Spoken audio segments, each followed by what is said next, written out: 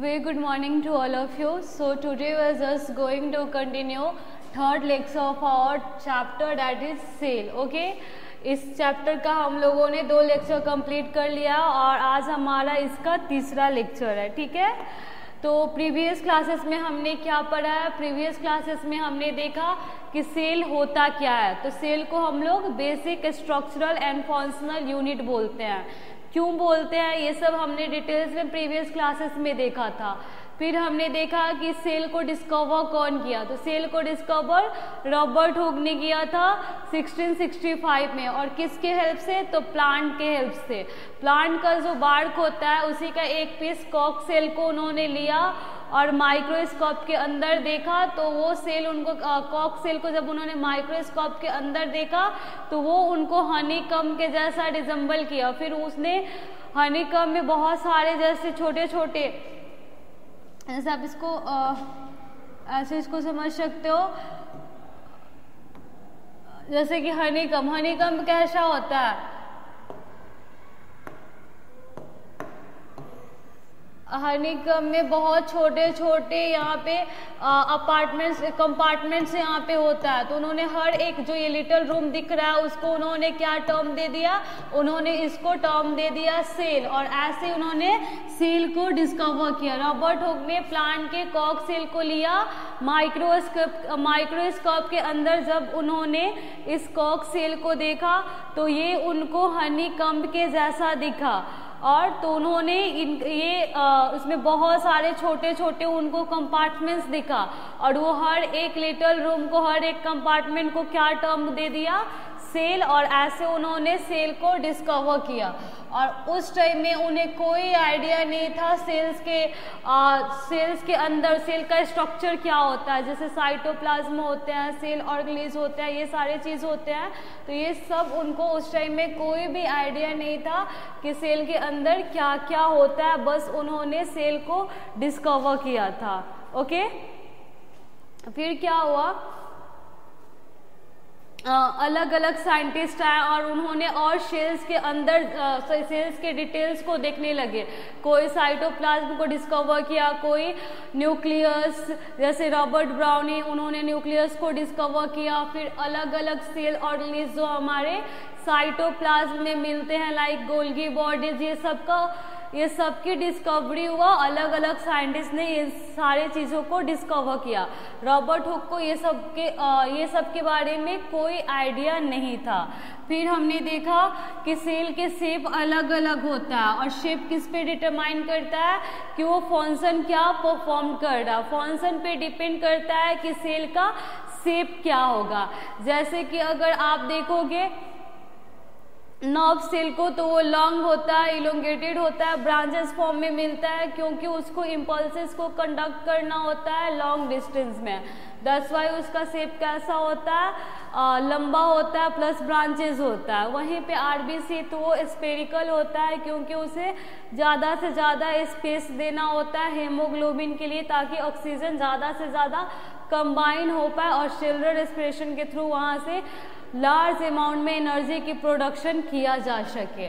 तो ये सारे चीज़ हम लोगों ने प्रीवियस क्लासेस में डिस्कस किया था. और हाँ, एक most important things previous class में हमने ये भी डिस्कस किया था कि इस अर्थ पे सबसे लार्जेस्ट सेल क्या है? तो एग ऑफ एन ऑस्ट्रिच. और सबसे स्मॉलेस्ट तो माइकोप्लाज्म.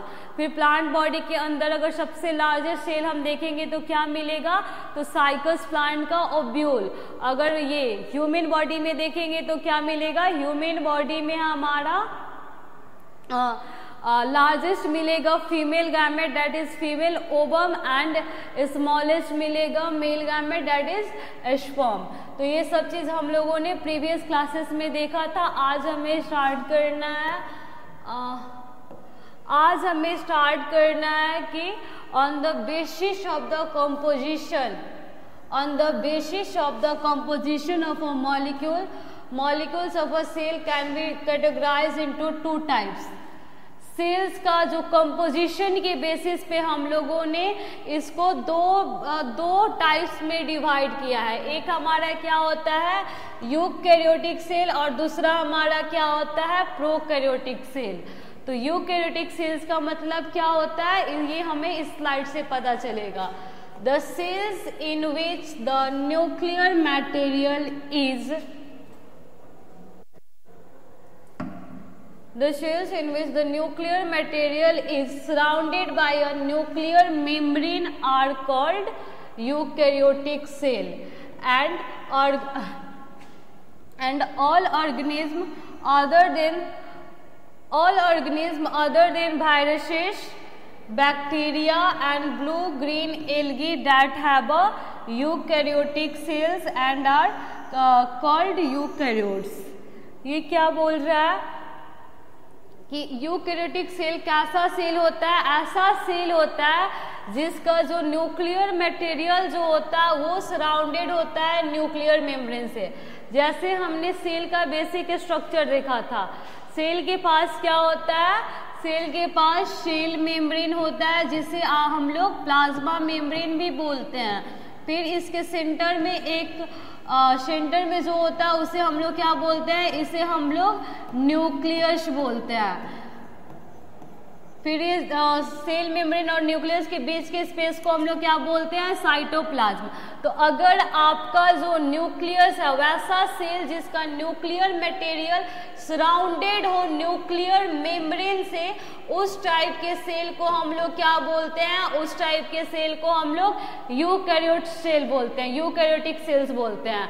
वैसा सेल जिसका न्यूक्लियर मटेरियल सराउंडेड हो न्यूक्लियर मेम्ब्रेन से, तो उस टाइप के सेल को हम लोग क्या बोलते हैं, उस टाइप के सेल को हम लोग यूकैरियोटिक सेल्स बोलते हैं। और इस अर्थ पे जितने भी ऑर्गेनिज्म है except viruses, bacteria and blue green algae, virus, bacteria और ब्लू ग्रीन एल्गी के अलावा इस अर्थ पे जितने भी ऑर्गेनिज्म है सबका सेल कैसा है, तो यूकैरियोटिक सेल है। और जिस ऑर्गेनिज्म के पास यूकैरियोटिक सेल्स होता है उस ऑर्गेनिज्म को हम लोग क्या बोलते हैं, उस ऑर्गेनिज्म को हम लोग यूकैरियोट्स बोलते हैं। तो इस स्लाइड से हमें क्या पता चला, इस स्लाइड से हमें पता चला कि केमिकल कंपोजिशन की बेसिस पे सेल को हम लोगों ने दो भाग में डिवाइड किया है। फर्स्ट हमारा क्या है, यूकैरियोटिक सेल। यूकैरियोटिक सेल का मतलब क्या होता है, वैसा सेल जिसका nuclear material well developed nuclear membrane से कवर होता है, तो उसे हम लोग क्या बोलते हैं, यूकैरियोटिक सेल। और इस अर्थ पे जितने भी लिविंग ऑर्गेनिज्म प्रेजेंट है except virus, blue green algae and bacteria, सबका कंपोजिशन कैसा है, तो यूकैरियोटिक सेल का कंपोजिशन है। यूकैरियोटिक सेल्स सबके पास कैसा सेल है, तो यूकैरियोटिक सेल्स है। और उस टाइप के ऑर्गेनिज्म को हम लोग क्या बोलते हैं, तो उस टाइप के ऑर्गेनिज्म को हम लोग यूकैरियोट्स बोलते हैं। Got it. अब नेक्स्ट वन हम क्या पढ़ेंगे, सेकेंड टाइप, वो हमारा क्या है, प्रोकैरियोटिक सेल। तो प्रोकैरियोटिक सेल क्या होता है, चलो अब देखते हैं। The cell in which the nuclear material is not surrounded by a nuclear membrane are called prokaryotic cell। ऐसा सेल जिसका न्यूक्लियर मटेरियल न्यूक्लियर मेम्ब्रेन से सराउंडेड नहीं होता है, उस टाइप के सेल को हम लोग क्या बोलते हैं, तो उस टाइप के सेल को हम लोग प्रोकैरियोटिक सेल बोलते हैं। प्रोकैरियोटिक सेल क्या होता है, ऐसा सेल जिसका न्यूक्लियर मटेरियल, जिसका ये जो न्यूक्लियस होता है वो सराउंडेड नहीं होता है, वो सराउंडेड नहीं होता है न्यूक्लियर मेम्ब्रेन से, तो उस टाइप के सेल को हम लोग क्या बोलते हैं, उस टाइप के सेल को हम लोग प्रोकैरियोटिक सेल बोलते हैं।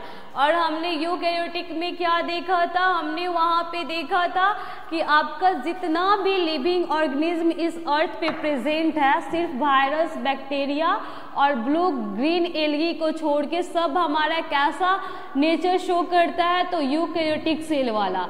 तो अब आपका प्रोकैरियोटिक का एग्जाम्पल क्या होगा, सारा तो यूकैरियोटिक है, सिर्फ कौन कौन हमारा यूकैरियोटिक नहीं है, तो बैक्टीरिया, ब्लू ग्रीन एल्गी और वायरसेस। तो ये वायरसेस, ब्लू ग्रीन एल्गी और बैक्टीरिया हमारा किसके अंदर आता है, तो प्रोकैरियोटिक सेल्स के अंदर आता है। ओके, तो अभी तक हमने क्या देखा कि सेल्स के कंपोजिशन के बेसिस पे हम उसे दो टाइप्स में डिवाइड किए हैं। First one is eukaryotic cell and the second one is prokaryotic cell. Eukaryotic cell क्या होता है? वैसा सेल जिसका nuclear material well developed nuclear membrane से सराउंडेड होता है और सारे लिविंग ऑर्गेनिज्म उसका एग्जाम्पल है, सिर्फ ब्लू ग्रीन एल्गी, बैक्टीरिया और वायरस को छोड़ के। और प्रोकैरियोटिक सेल के क्या होता है? ऐसा सेल जिसका न्यूक्लियर मटेरियल न्यूक्लियर मेम्ब्रेन से सराउंडेड नहीं होता और उसका एग्जाम्पल क्या है? तो बैक्टीरिया, ब्लू ग्रीन एल्गी और वायरसेस, ये सब उसका प्रोकैरियोटिक सेल्स का एग्जाम्पल है। जो ऑर्गेनिज्म प्रोकैरियोटिक सेल्स प्रोसेस करता है उसे हम लोग क्या बोलते हैं? उसे हम लोग प्रोकैरियोट्स बोलते हैं। और जो यूकैरियोटिक करता है उसे हम लोग क्या बोलते हैं? उसे हम लोग यूकैरियोट्स बोलते हैं। Got it?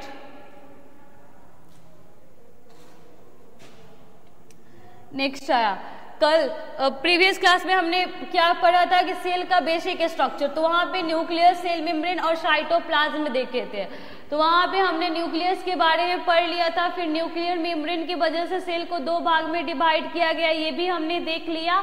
और अब हम क्या पढ़ेंगे? तो जो सेकेंड मोस्ट इम्पॉर्टेंट पार्ट्स होता है सेल का वो हमारा क्या होता है? साइटोप्लाज्म। तो अब हम क्या पढ़ना स्टार्ट करेंगे? अब हम क्या पढ़ना स्टार्ट करेंगे? तो साइटोप्लाज्म के बारे में। साइटोप्लाज्म क्या होता है? तो न्यूक्लियर मेम्ब्रेन और न्यूक्लियस के बीच का जो स्पेस होता है उसे हम लोग क्या बोलते हैं? साइटोप्लाज्म बोलते हैं। साइटोप्लाज्म कहाँ होता है?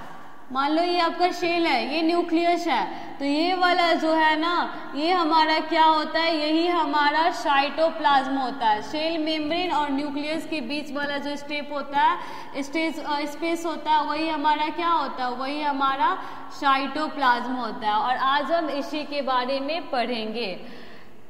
First of all, it is a jelly-like substance that occupy the space between the cell membrane and the nucleus.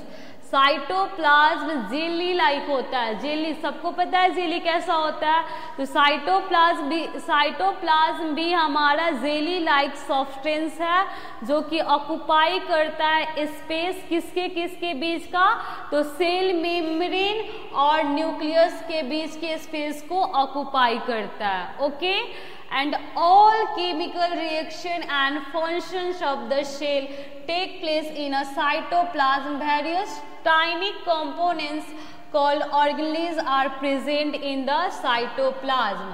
और जो भी हमारा रिएक्शन, जो भी चीज हमारा सेल के अंदर, कोई भी केमिकल रिएक्शन जो सेल के अंदर होता है उसका एग्जैक्टली मेन साइट क्या होता है? तो सब हमारा साइटोप्लाज्म के अंदर होता है। ओके, और साइटोप्लाज्म के अंदर आप जाओगे तो बहुत छोटा छोटा वहाँ पे ऑर्गेनेल्स भी हमें देखने को मिलता है। जैसे आपने क्लास 7 में देखा होगा, mitochondria, ribosomes, Golgi body, vacuoles, centrosomes, ये सब क्या है? टाइनी टाइनी ऑर्गेनेल्स है जो कि हमारा साइटोप्लाज्म के अंदर प्रेजेंट रहता है। Got it?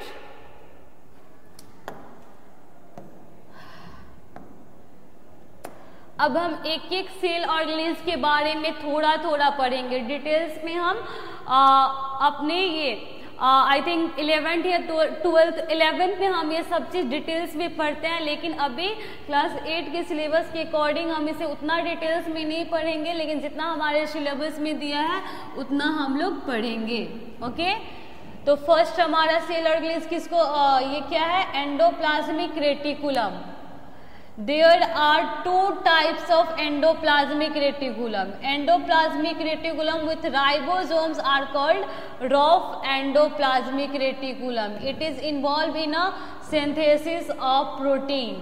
Endoplasmic reticulum without ribosomes are called smooth endoplasmic reticulum, and it is involved in a synthesis of lipids. क्या बोल रहा है कि एंडोप्लाज्मिक रेटिकुलम क्या है?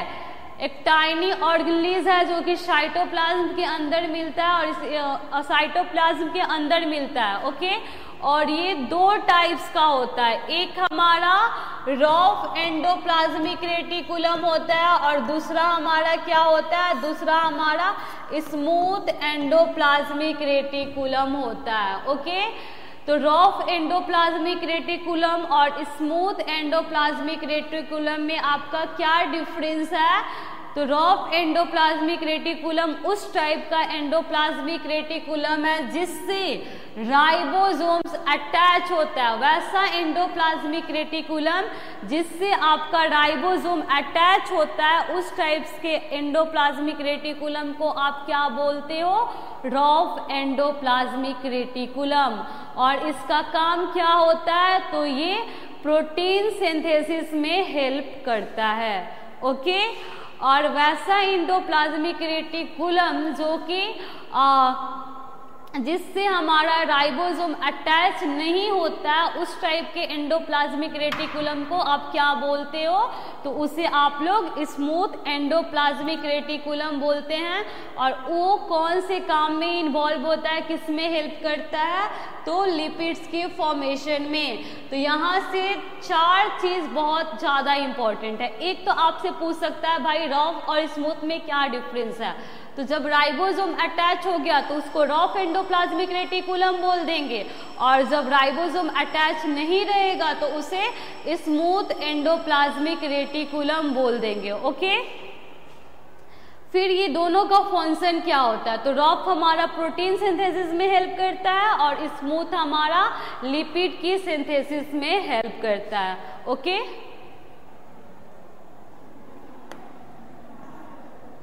और आप फिगर के थ्रू देख सकते हो कि एंडोप्लाज्मिक रेटिकुलम कैसे दिखता है। तो देखो, जिससे यहाँ पे राइबोसोम अटैच है उसको हम लोग क्या बोल देंगे? इसको हम लोग रफ एंडोप्लाज्मिक रेटिकुलम बोलेंगे। और जहाँ पे ये देखो ग्रेन्यूल्स लाइक जो स्ट्रक्चर प्रेजेंट है वही हमारा क्या है? वही हमारा राइबोसोम है। अगर वो हमारे एंडोप्लाज्मिक रेटिकुलम से अटैच है तो रफ हो गया, और यहाँ पे अटैच नहीं है तो इसे हम लोग क्या बोलेंगे? इसे हम लोग स्मूथ एंडोप्लाज्मिक रेटिकुलम बोलेंगे। और जो रफ होता है उसका काम क्या होता है? उसका काम होता है प्रोटीन की सिंथेसिस में हेल्प करना। और जो रफ नहीं होता है, जहाँ पे राइबोसोम अटैच नहीं होता, उसका काम क्या होता है?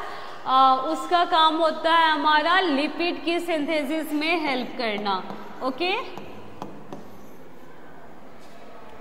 Next one.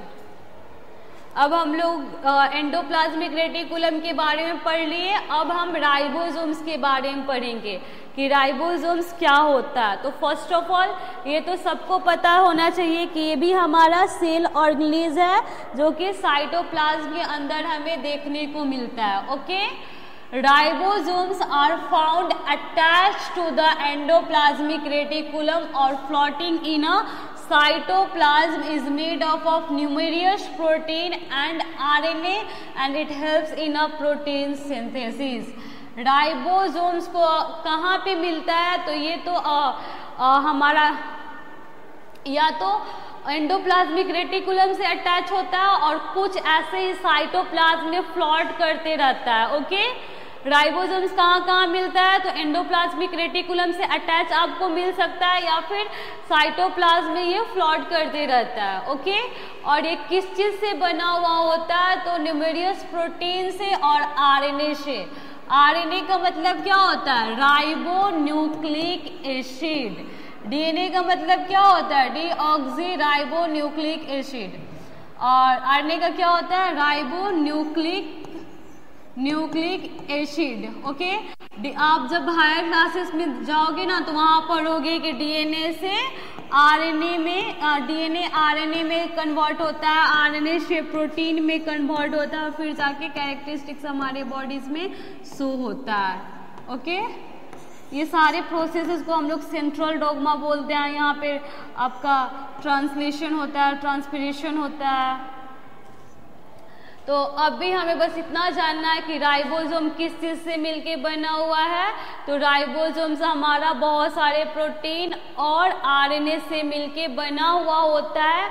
और इसका काम क्या होता है, तो ये प्रोटीन सिंथेसिस में हेल्प करता है। इसी वजह से जिस एंडोप्लाज्मिक रेटिकुलम में प्रोटीन अटैच होता है वो जिस एंडोप्लाज्मिक रेटिकुलम में राइबोसोम अटैच होता है वो क्या करता है, वो प्रोटीन सिंथेसिस में हमारा हेल्प करता है। Okay, next one, Golgi body. Okay, it consists of many flat disc shaped sacs that are stacked parallel to each other। बहुत सारे, इसका फिगर के थ्रू हम समझा देंगे, पहले अभी देखते हैं इसका function. It functions as a to erase it,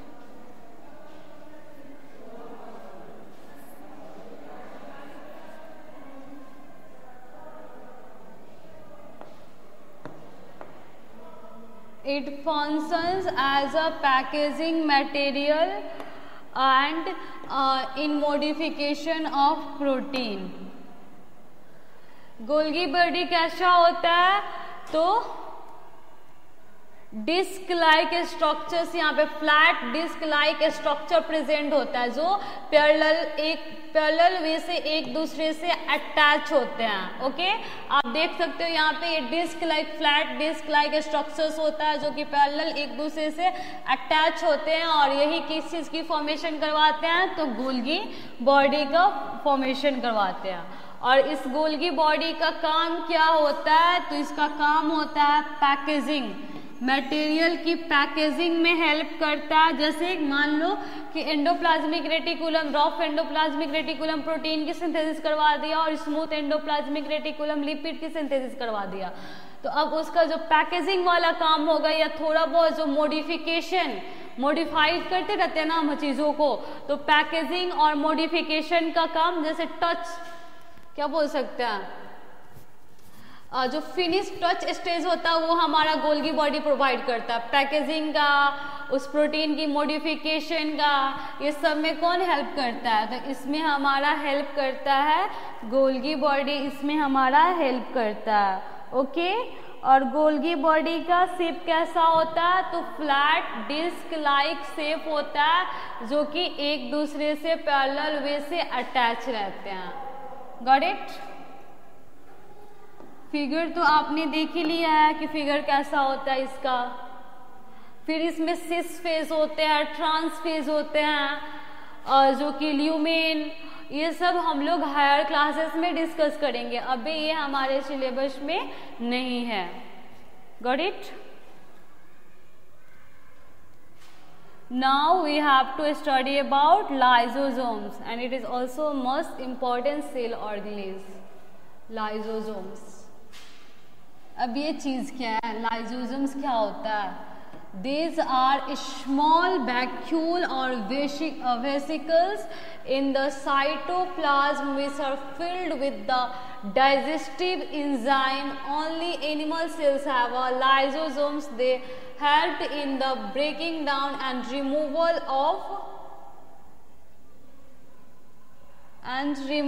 of worn out shells and are also called suicidal bags.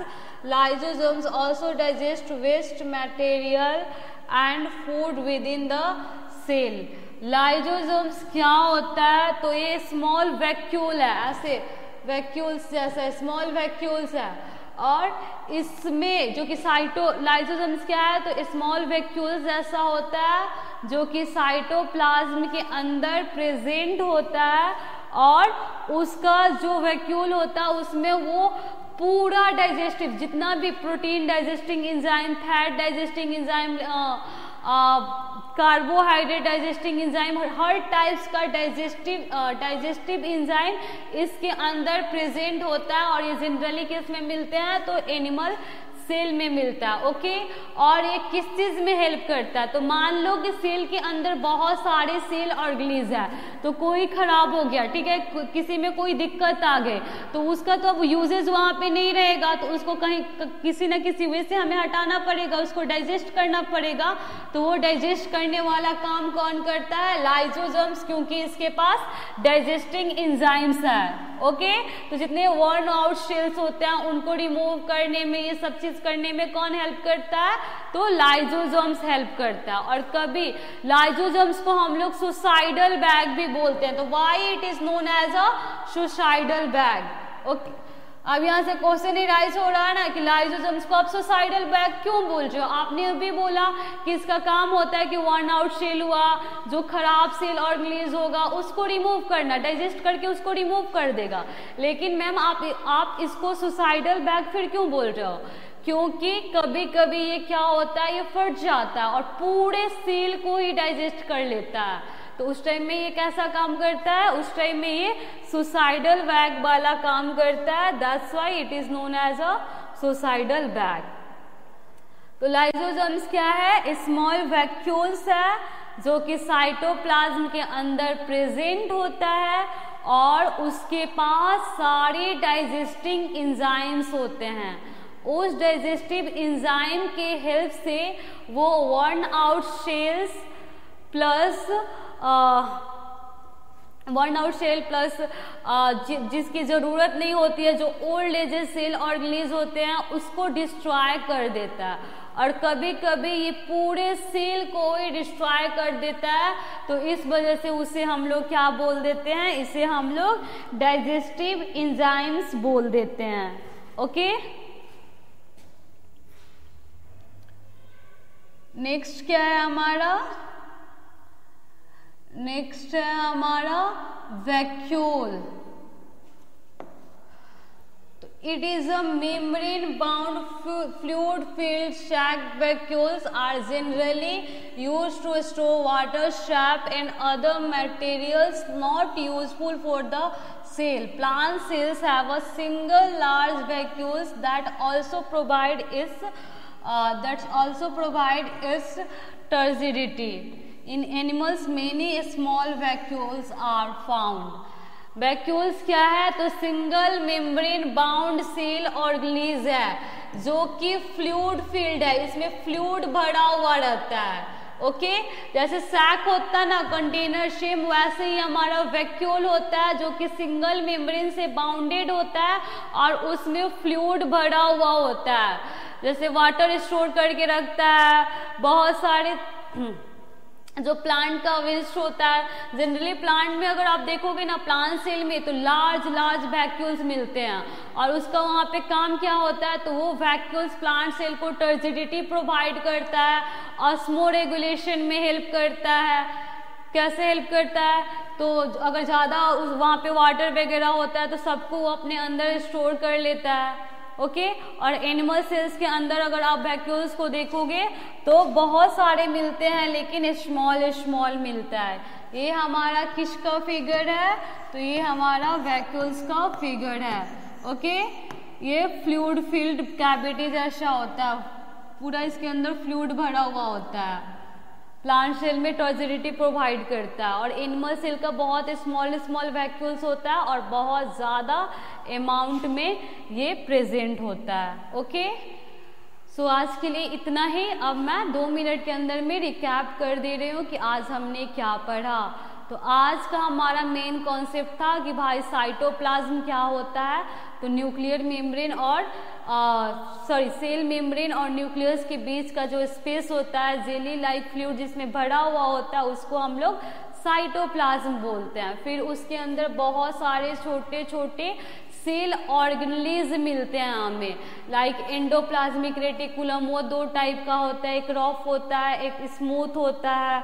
Rough endoplasmic reticulum क्या करता है? रफ एंडोप्लाज्मिक रेटिकुलम आपका प्रोटीन सिंथेसिस में हेल्प करता है और स्मूथ एंडोप्लाज्मिक रेटिकुलम आपका लिपिड सिंथेसिस में हेल्प करता है। फिर देखा गोल्गी बॉडी पैकेजिंग और मॉडिफिकेशन का काम मॉडिफिकेशन में हेल्प कर रहा था। फिर हमने देखा लाइसोसोम्स जो कि बहुत सारे डाइजेस्टिव एंजाइम्स को कंटेन किया हुआ था और जितने भी ओल्ड एज आउटडेटेड प्लस जो वर्न आउट सेल्स होते हैं उनको डाइजेस्ट करने में हेल्प करता है। कभी कभी खुद पूरे सेल को भी डाइजेस्ट कर लेता है, इस वजह से उसको हम लोग सुसाइडल बैग बोल दिए। फिर हमने क्या देखा, फिर हमने वैक्यूल देखा जो कि single membrane bounded cell organism है और पूरा फ्लूइड फील्ड होता है और ये बहुत बड़ा बड़ा प्लांट में प्रेजेंट होता है, लार्ज ओके। और वहाँ पे प्लांट सेल को ये टर्जिडिटी प्रोवाइड करता है और एनिमल सेल में बहुत छोटा छोटा प्रेजेंट होता है और ये किस चीज़ में हेल्प करता है, तो एनिमल सेल में ये क्या है, एनिमल सेल में बहुत छोटा छोटा प्रेजेंट होता है लेकिन बहुत ज़्यादा प्रेजेंट होता है, ओके। सो आज के लिए इतना ही, thank you, have a nice day.